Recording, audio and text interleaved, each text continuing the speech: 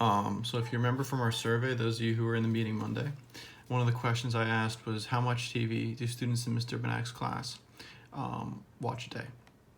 And so many of you were able to give responses for that. So now I'm going to show you how we can actually graph that, those responses and display them. And then you're going to, make whatever interpretations you'd like based on what the graphs look like. All right, so what I'm going to do is in front of me, I'll show you quickly on my screen. I have the responses in Excel, all these numbers. So I'm just going to input them into my calculator. All right, so first thing I'm going to do, go to Stat and then Edit. And I'm going to clear L1. All right, so I'm just going to read the numbers off, and there are some kind of crazy numbers on here, so I'm not going to include everything I see because I think some people didn't take this as seriously as they should have, which is unfortunate because I can see who you are. People who are like 24 hours, 20 hours. That's sort of I don't think you watch that much TV in one day. All right, so the first entry is 0. Good for you. I wish I could be watching 0 hours of TV a day. The next entry is 58. So 7, 3, 0. Another 24. Then a 247, which I guess someone meant to say 24/7. It looks like 247. And then someone says 1. All right, so I've got 37. So that's actually great. 37 is a pretty large number. The more data points you get, the more accurate your discovery is going to be, right? If I just ask 2 people like how much TV they watch, that's not going to be as accurate as if I ask everyone in the entire school. The more people you ask a question, the more accurate the responses are going to be when you compare all the data. So we want as much as possible. So, right, so we got to calculate a lot of different stuff here. The thing I want to do first, though, is you'll notice in the past we've had nice numbers given to us where everything's in order. You'll notice none of these numbers are in order, so I want to change that. So I'm going to go to Stat, and I'm going to go to Sort A.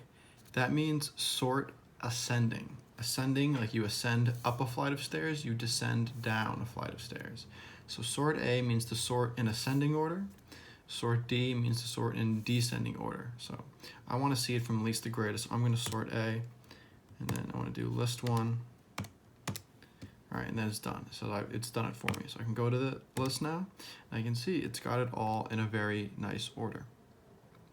Okay, so if I'm looking at my data, I have to start to make intervals, right? Because the first graph I want to make is a histogram.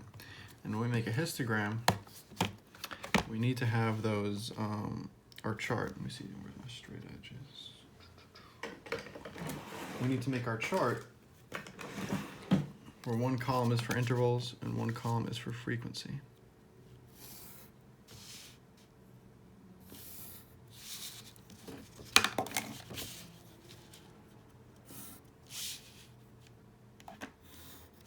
Okay.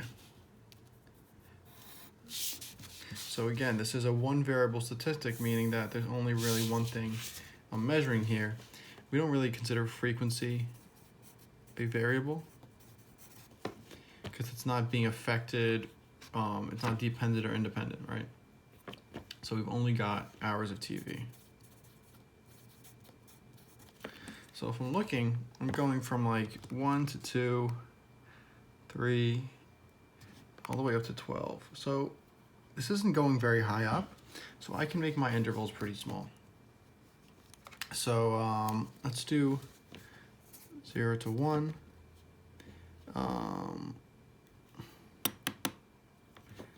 We do have some fractions.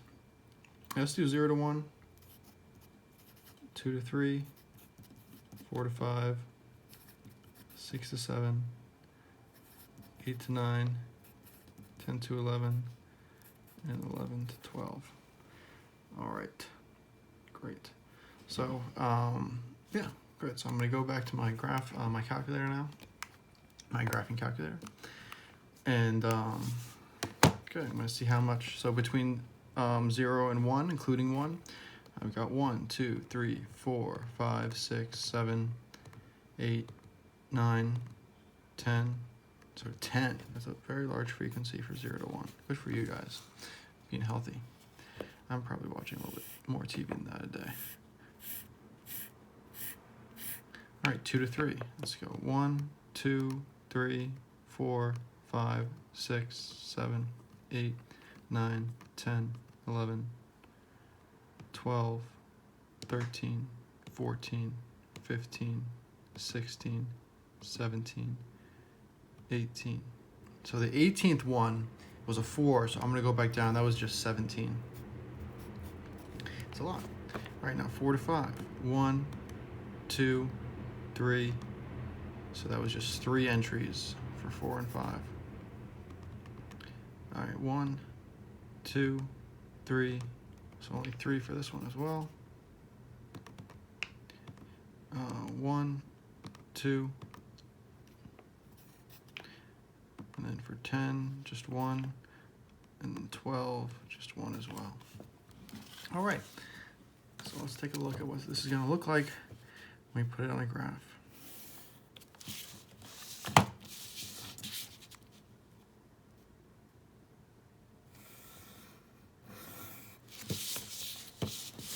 Okay, so first thing I'm going to do is I'm going to make my intervals.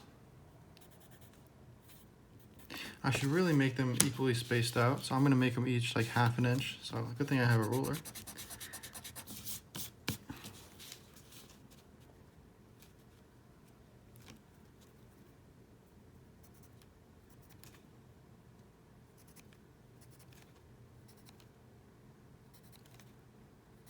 We'll see that's enough. All right, 0 to 1, 2 to 3, 4 to 5, 6 to 7, 8 to 9, 10 to 11, 11 to 12. Wow, perfect spacing. All right, so I need to go 12 up here. And you'll notice that I'm not using graph paper here. That's usually a little socially more acceptable on a for these sorts of graphs. It should still be accurate, but all right, so the highest I go is 17. That's pretty high up. So let's maybe do it pretty often. Let's see, this isn't centimeters. Let's do it in inches then.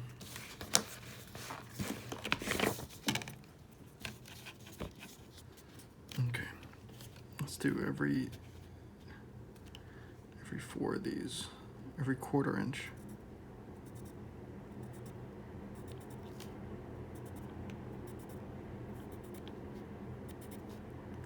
One of these might actually go off if I'm every 1/4 inch. Yeah, it's gonna be 17 is gonna be way up there. I might have underestimated this, but that's okay. All right, so 0 to 1 is up to 10. So let's see, let's go 1, 2, 3, 4, 5, 6, 7, 8, 9, 10, 11, 12, 13, 14. Yeah, I should be able to fit 17. So let me just extend this line a bit. I might have to erase this. That's okay.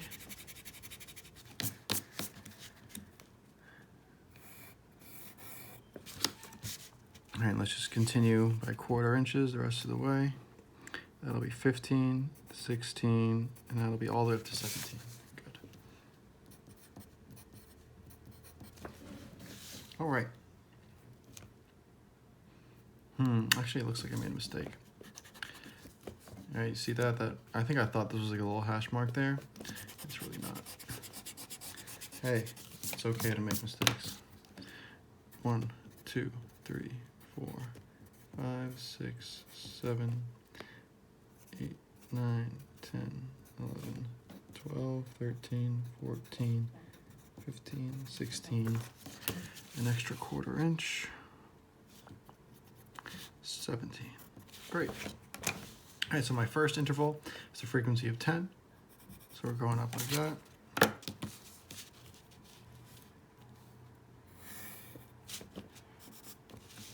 Next 2, 3 is a frequency of 17. This is the big one, all the way up there.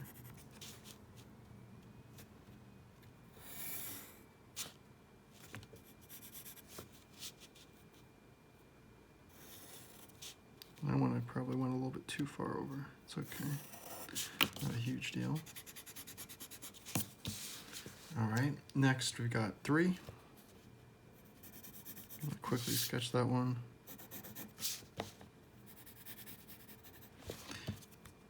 All right, then 6 to 7, we've got 3 again. That's quick and easy. 8 to 9, down to 2. 10 to 11, down to 1. And 11 to 12, also at 1. All right, so here is our histogram about how much TV do the students in Mr. Benak's class watch a day. So take a second, and what does this mean? If you look at this graph, what do you think is true about the amount of TV Mr. Benak's class watches a day? How do you interpret this graph? Okay, great. And there's a lot of stuff you can say about that. I don't want to say anything now. I want you guys to be creative. Okay, so I want to show you another really cool thing you can do in your calculator. So, if you remember, for a box plot, we need a 5-number summary.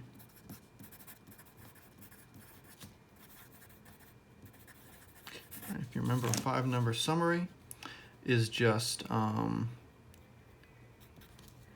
min, the first quartile, median, the third quartile, and the max.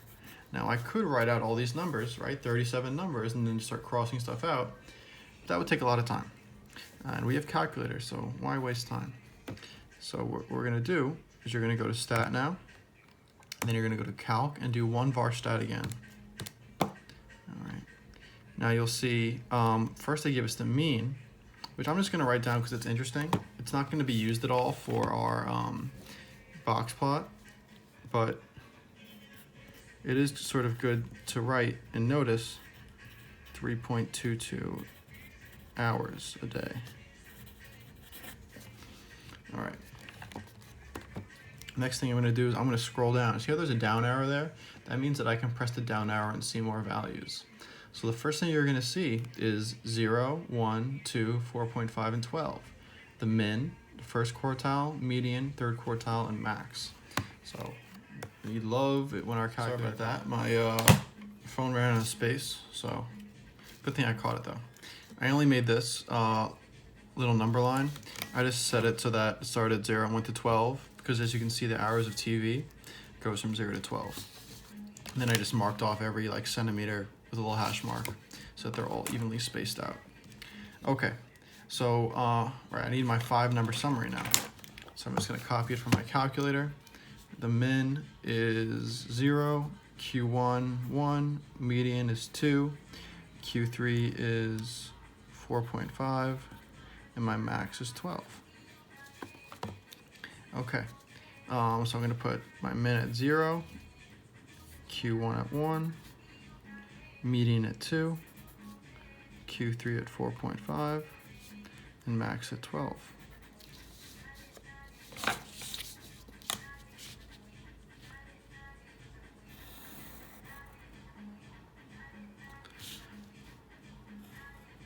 All right, I'm gonna connect these two.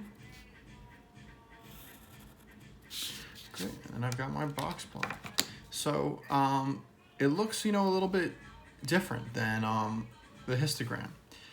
It's the same data set, the same numbers, but interpreted in a slightly different way. So I'd like you to take a second and now, what does this box plot tell you that maybe you didn't see at first or didn't think about as much from the original histogram? What kind of story does this tell you about the amount of hours the students in Mr. Benak's class watch on TV? All right, cool, that's all for this data set.